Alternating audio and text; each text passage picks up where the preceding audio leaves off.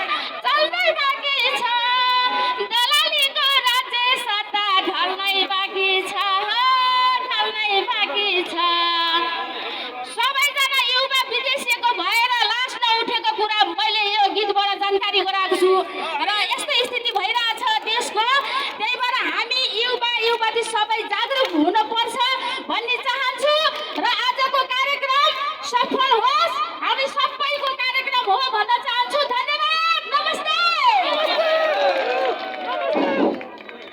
आदरणीय राष्ट्रवादी साथीहरू, सर्वप्रथम त म थोरै बोल्छु, म धेरै टाइम पनि छैन।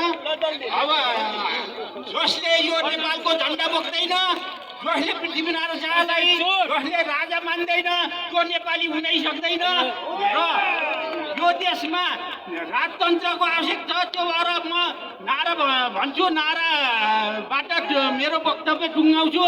हाम्रो राजा हाम्रो देश, हाम्रो राजा हाम्रो देश, राजतन्त्र जिन्दाबाद, राजतन्त्र जिन्दाबाद, गणतन्त्र मुर्दाबाद, अलिक जोडसँग भन्नुहोस्, गणतन्त्र मुर्दाबाद, गणतन्त्र मुर्दाबाद। ल, धन्यवाद भाइ भाइ, धन्यवाद।